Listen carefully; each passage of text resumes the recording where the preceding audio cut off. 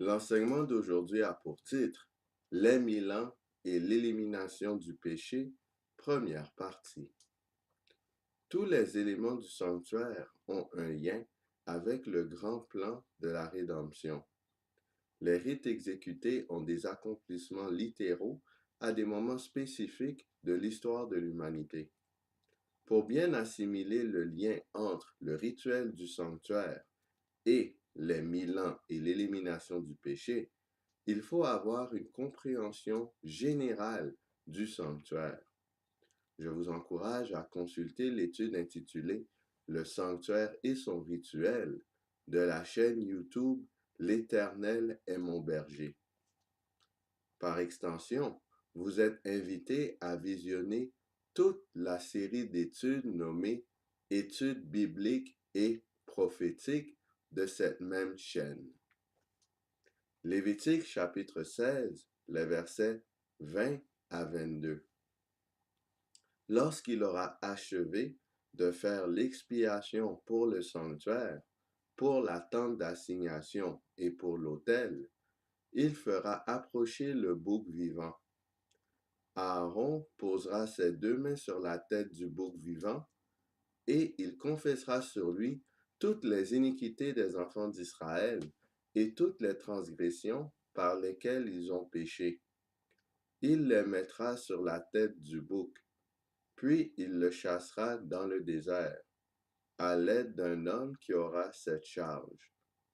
Le bouc emportera sur lui toutes leurs iniquités dans une terre désolée. Il sera chassé dans le désert. Ce passage est la deuxième partie du rituel de l'expiation du sanctuaire, quand Aaron quitte le sanctuaire. L'emphase de cette partie est mise sur le bouc pour Azazel. Le mot Azazel est une combinaison des termes hébreux Ez et Azal. Le mot Ez signifie bouc. Le mot Azal signifie va et vient, s'en aller. C'est uniquement lors du retour du grand prêtre que ce bouc entre en scène. Dans le rituel de l'expiation du sanctuaire, le bouc pour Azazel n'a pas été sacrifié. Son sang n'est donc pas entré dans le sanctuaire. Il est chassé vivant dans le désert, hors du parvis. Ce rituel symbolise quel événement? Apocalypse chapitre 20, les versets 1 à 3. Puis je vis descendre du ciel un ange qui avait la clé de l'abîme et une grande chaîne dans sa main. Il saisit le dragon, le serpent ancien, qui est le diable et Satan, et il le lia pour 1000 ans. Il le jeta dans l'abîme, ferma et scella l'entrée au-dessus de lui, afin qu'il ne séduisît plus les nations, jusqu'à ce que les 1000 ans fussent accomplis. Après cela, il faut qu'il soit délié pour un peu de temps. La phase finale de l'expiation du sanctuaire symbolise le moment où Satan est lié. Les péchés des humains sont transférés de Jésus, notre souverain sacrificateur, à Satan, le bouc émissaire. Satan est ensuite mené dans une terre semblable à un désert. Comment Satan sera-t-il lié? Est-ce que Jésus va prendre une chaîne physique et enchaîner le diable? Non. Cependant, le diable ne sera plus en mesure de séduire les nations pendant 1000 ans. Ce sont les événements et les circonstances entourant le retour de Jésus qui rendront Satan incapable de séduire les nations. Dans ce cas, où sera Satan pendant les 1000 ans en question? Que représente la Bible? Genèse chapitre 1, les versets 1 et 2. Au commencement, Dieu créa les cieux et la terre. La terre était informe et vide. Il y avait des ténèbres à la surface de l'abîme, et l'Esprit de Dieu se mouvait au-dessus des eaux. L'abîme représente la terre. Satan demeure sur terre pendant les 1000 ans. Il n'est pas transporté dans un autre monde ou dans le ciel ou ailleurs. Or, nous savons que Satan ne fait que séduire les humains depuis la création. Comment se fait-il que Satan cesse de séduire la terre si lui-même il est sur terre? Pour que cela soit possible, il faut que la planète soit dépeuplée. Si la terre n'a pas d'habitants, le diable ne peut pas séduire la terre. Il n'y aurait aucune personne à séduire vu que les démons qui étaient descendus du ciel avec lui appartiennent déjà. Selon la Bible, est-ce que la terre est dépeuplée pendant les 1000 ans? Au retour de Jésus, il y aura 4 grands groupes d'êtres humains qui auront différentes fins. Il y a ceux qui seront morts après avoir accepté Christ et mené une vie pieuse devant Dieu, comme Abel. Il y a ceux qui seront morts et qui auront rejeté Jésus-Christ pendant leur vie, comme Caïn. Il y a ceux qui seront vivants au retour du Christ et qui auront accepté Jésus dans leur vie. Et il y a ceux qui seront vivants et qui auront rejeté Christ pendant leur vie. Ces 4 groupes englobent toute l'humanité. En analysant la fin de chacun de ces groupes, nous saurons si la terre est dépeuplée ou non. Commençons par les morts en Christ. Apocalypse chapitre 20, le verset 4. Et je vis des trônes, et à ceux qui s'y assirent fut donné le pouvoir de juger. Et je vis les âmes de ceux qui avaient été décapités à cause du témoignage de Jésus et à cause de la parole de Dieu, et de ceux qui n'avaient pas adoré la bête ni son image, et qui n'avaient pas reçu la marque sur leur front et sur leurs mains. Ils revinrent à la vie, et ils régnèrent avec Christ pendant 1000 ans. Les morts en Christ sont ressuscités et règnent avec Christ pendant 1000 ans. Où règne-t-il? 1 Thessaloniciens chapitre 4, les versets 16 et 17. Car le Seigneur lui-même a un signal donné à la voix d'un archange et au son de la trompette de Dieu, descendra du ciel, et les morts en Christ ressusciteront premièrement. Ensuite, nous les vivants qui serons restés, nous serons tous ensemble enlevés avec eux sur des nuées, à la rencontre du Seigneur dans les airs, et ainsi nous serons toujours avec le Seigneur. Pendant les 1000 ans, les morts en Christ vont au ciel. Ils ne restent pas sur terre. Satan étant sur terre ne peut pas les séduire. Satan est ainsi lié par rapport à ce groupe d'individus. Regardons maintenant les morts sans Jésus. Apocalypse chapitre 20, le verset 5. Les autres morts ne revinrent point à la vie jusqu'à ce que les 1000 ans fussent accomplis.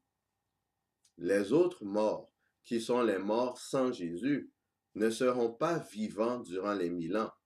Ils ressusciteront après les 1000 ans.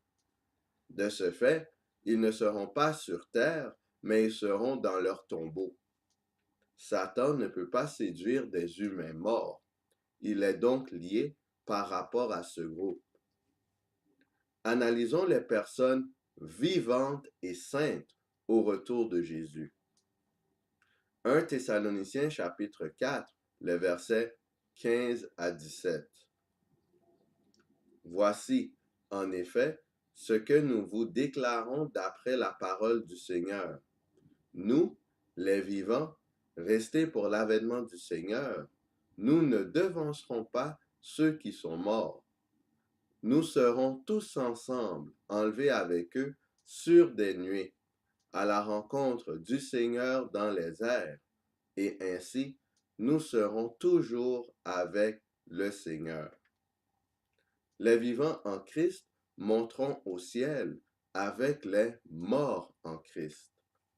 Satan, qui demeure sur terre, ne peut pas les séduire. Il est donc lié concernant ce groupe de personnes. Finalement, regardons les impies qui seront vivants au retour du Messie. Apocalypse chapitre 16, les versets 13 à 15. Et je vis sortir de la bouche du dragon, et de la bouche de la bête, et de la bouche du faux prophète, 3 esprits impurs, semblables à des grenouilles, car ce sont des esprits de démons, qui font des prodiges, et qui vont vers les rois de toute la terre, afin de les rassembler pour le combat du grand jour du Dieu Tout-Puissant.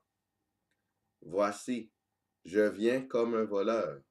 Heureux celui qui veille et qui garde ses vêtements, afin qu'il ne marche pas nu et qu'on ne voie pas sa honte. Apocalypse chapitre 16, le verset 16.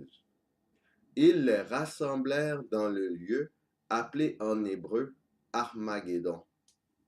Ce texte fait référence à Satan qui utilisera des puissances maléfiques pour séduire les habitants de la terre.